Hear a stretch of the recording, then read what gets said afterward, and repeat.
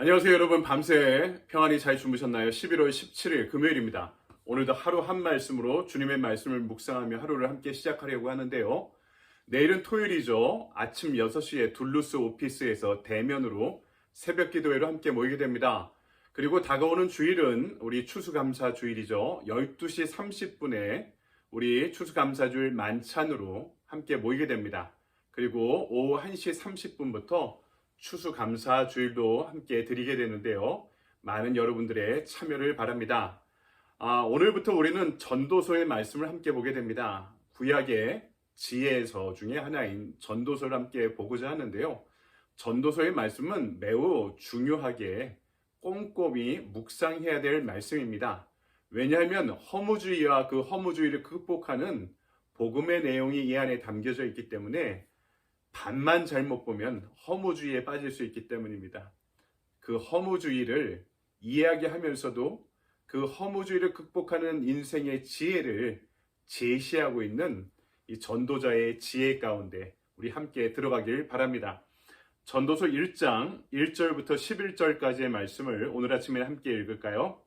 다윗의 아들 예루살렘의 왕 전도자의 말씀이라. 전도자가 이르되 헛되고 헛되며 헛되고 헛되니 모든 것이 헛되도다. 해 아래서 수고하는 모든 수고가 사람에게 무엇이 유익한가? 한 세대는 가고 한 세대는 오되 땅은 영원히 있도다. 해는 뜨고 해는 지되 그 떴던 곳으로 빨리 돌아가고 바람은 남으로 불다가 북으로 돌아가며 이리 돌며 저리 돌아 바람은 그 불던 곳으로 돌아가고 모든 강물은 다 바다로 흐르되 바다를 채우지 못하며 강물은 어느 곳으로 흐르든지 그리로 연하여 흐르느니라. 모든 만물이 피곤하다는 것을 사람이 말로 다 말할 수는 없나니 눈은 보아도 족함이 없고 귀는 들어도 가득 차지 아니하도다. 이미 있던 것이 후에 다시 있겠고 이미 한 일을 후에 다시 할지니라. 해 아래에는 새 것이 없나니 무엇을 가리켜 이르기를 보라 이것이 새 것이라 할 것이 있으랴. 우리가 있기 오래전 세대들에도 이미 있었느니라.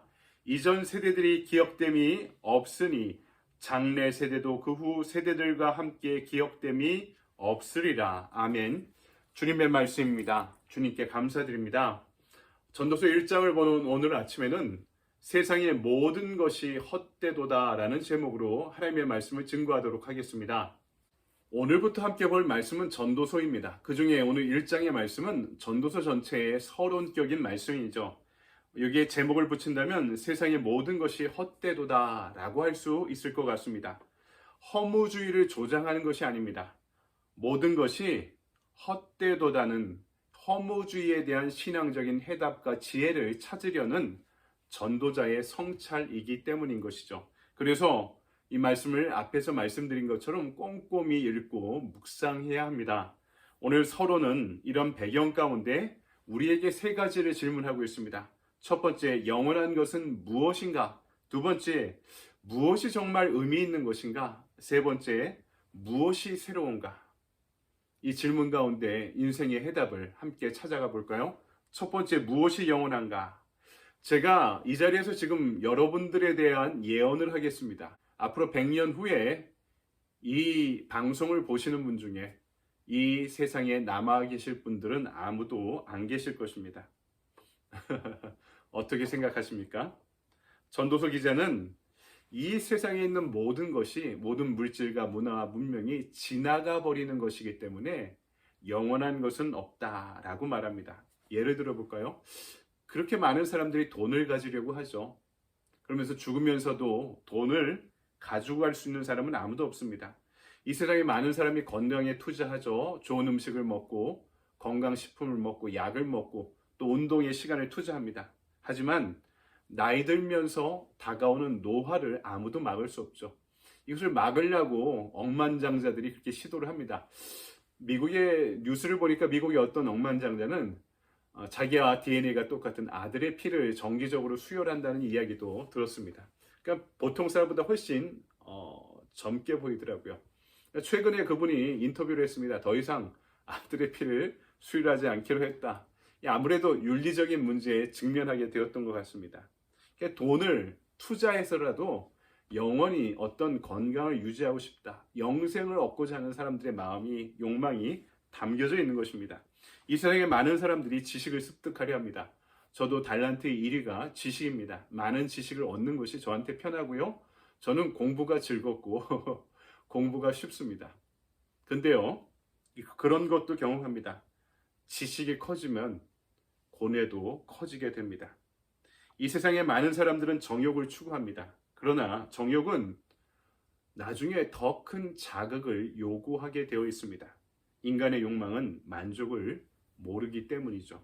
그렇다면 무엇이 영원합니까?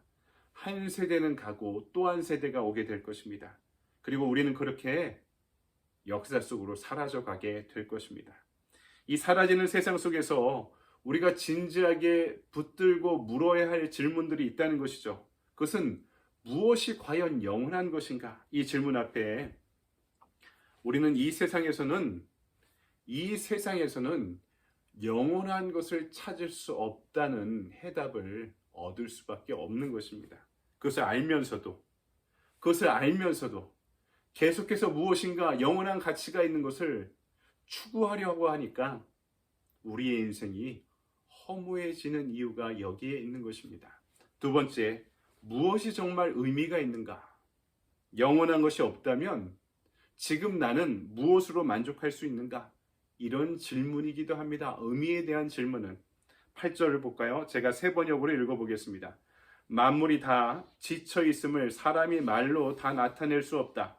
눈은 보아도 만족하지 않으며 귀는 들어도 차지 않는다. 아무리 보아도 눈은 만족하지 않고 아무리 들어도 귀는 결코 만족함이 없습니다. 진정한 성취감은 일하는 의미, 삶의 의미를 느낄 때 내가 가질 수 있는 것인데 이 세상에 너무 많은 일들이 우리에게 의미를 주지 못하고 있습니다. 삶의 의미를 느끼지 못하니까 아무리 쉬어도 쉰 것 같지 않고 짜증만 납니다. 왜? 의미를 찾지 못하는데도 불구하고 그것을 날마다 반복하며 살아가고 있기 때문인 것이죠. 어거스틴이 깊은 밤에 성경을 묵상하다가 잠이 들었습니다. 주의 천사가 꿈에 나타나 하나님의 메시지를 전하며 어거스틴한테 질문합니다. 그대는 무엇을 원하는가? 그 질문 앞에 꿈이었지만 자신의 생각과 의지를, 신앙을 지배하는 고백을 어거스틴은 할 수 있었습니다. 아니요, 아무것도 원하지 않습니다. 주님 밖에는. 성경은 우리에게 말해줍니다. 인간은 하나님을 만날 때야 불필요한 욕망을 내려놓고 생의 진정한 의미를 추구하고 찾게 됩니다.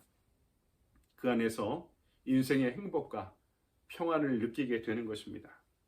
시편 23편 그 위대한 시를 썼던 다윗은 이렇게 고백합니다. 여호와는 나의 목자시니 내가 부족함이 없으리로다. 이러한 시편 기자의 고백은요, 허무한 세상 한가운데서 진정 삶의 의미를 발견한 사람의 고백이 될 수 있는 것이죠. 여러분도 이렇게 고백할 수 있습니까? 영원한 것이 없고 의미를 찾을 수 없는 허무가 지배하는 세상 한가운데에서도 여호와는 나의 목자시니 내가 부족함이 없으리로다. 마지막 세 번째, 무엇이 새로운가? 우리는 인생의 의미를 찾지 못해 날마다 새로운 것을 또 찾고 또 찾아봅니다. 우리가 사는 이 세상은 끊임없이 변화되고 변화의 또 시기가 점차 짧아지고 빨라지고 있습니다.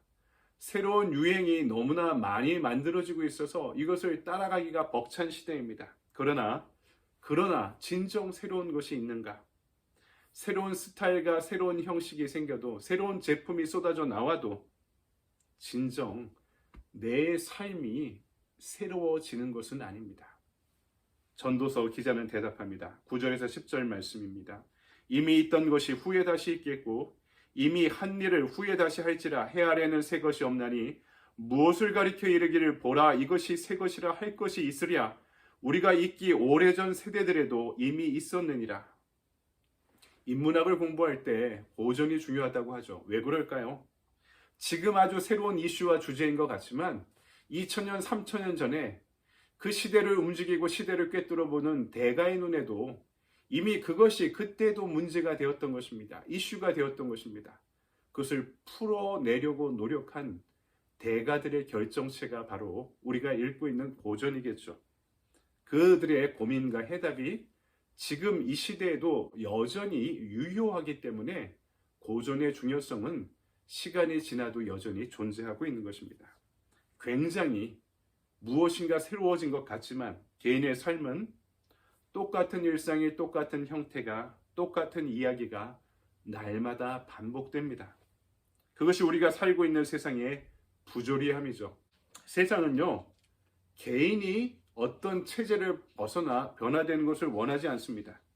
힘을 가진 사람들은, 이 세상의 시스템을 움직이는 사람들은 체제가 근본적으로 변하는 것을 원하지 않고, 그렇다 할지라도 그것을 자기에게 유리한 방향으로 이끌려고 합니다. 그러니까 한 개인의 급격한 변화를 용납하지 못합니다. 그러니까 우리는 어떻게 살아갑니까? 아침에 일어나서 일터에 나가 땀 흘려 일하다가 저녁이 되어 집으로 귀가해서 밤이 되면 잠자리에 듭니다. 그 다음 날이 되면 똑같은 일상이 반복되고 그 다음 날에도 똑같은 일상이 계속 반복됩니다.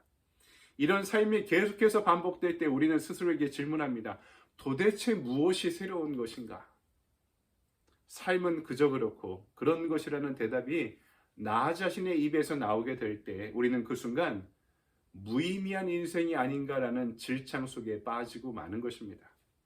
전도서의 기자는 이 세 가지 질문, 무엇이 영원한가, 무엇이 의미 있는가, 무엇이 새로운가, 이 질문 속에서 결국 인생의 허무함을 느끼게 됩니다. 그러나 전도서의 결론이 여기서 끝날까요? 그 허무의 깊은 곳을 여행하고 전도자는 그 해답의 실마리를 계속해서 찾아가고 제시합니다. 이후의 장에서 살펴볼 일이고요. 신약 성경에서 이 질문의 해답을 찾은 이든 사도 바울입니다. 그는 이 질문의 해답을 이렇게 전합니다. 고린도후서 5장 17절에서 18절 말씀입니다. 그런즉 누구든지 그리스도 안에 있으면 새로운 피조물이라. 이전 것은 지나갔으니 보라 새 것이 되었도다. 신약 성경의 말씀은 전도서의 허무한 도전과 질문에 대한 해답을 주고 있습니다. 주님께서는 이 세상에 허무하고 결핍된 것으로 가득 찬 곳에서 살고 있는 이들에게 위로와 치유를 주고 계십니다. 그래서 성경은 허무가 가득한 세상 한가운데에서도 그리스도 안에서 새로운 이름과 새로운 소망을 받게 된다고 약속하고 있습니다. 그래서 주님은 우리를 새 사람이라고 부릅니다. 우리에게 새로운 성품을 주시고 우리를 새하늘과 새 땅의 소망 가운데 살아가도록 인도하십니다. 그렇죠. 허무한 인생은 십자가 위에서 그리스도와 함께 죽었습니다. 그리고 예수의 부활과 함께 새 생명을 얻은 우리에게는 새로운 인생, 새로운 역사, 새로운 믿음이 주어졌습니다. 그런즉 누구든지 그리스도 안에 있으면 새로운 피조물이라. 이전 것은 지나갔으니 보라 새 것이 되었도다. 그래서 우리는 전도자의 질문에 대한 분명한 해답을 찾아야만 하고 그 답을 세상에 전파할 수 있어야 합니다. 오직 그리스도 안에서 그 허무한 인생의 벽을 허물고 인생의 지혜와 해답을 찾아가는 저와 여러분의 구원의 길, 순례의 길이 되기를 주님의 이름으로 간절히 축원드립니다. 아멘. 적용의 질문입니다. 짧은 인생 속에서 내가 바라는 세상의 소망은 무엇입니까? 인생의 한계를 인정하고 하늘의 소망을 두기 위해 내가 오늘 결단해야 할 일은 무엇입니까? 이 적용의 질문조차 많은 묵상과 고민을 필요로 하는 질문인 것 같습니다. 묵상해 보시고 오늘 하루의 삶 가운데 한계와 결핍이 가득한 세상, 영혼을 찾을 수 없고 의미를 찾을 수 없고 새로운 것을 찾을 수 없는 세상 안에서 어떻게 영혼을 찾고 인생의 의미를 찾고 그리고 새로운 가치를 찾을 수 있는지 말씀 안에, 진리 안에, 계시 안에 그 해답을 찾아갈 수 있는 저와 여러분의 하루 되기를 소망합니다. 여러분 좋은 하루 보내시기 바랍니다. 감사합니다.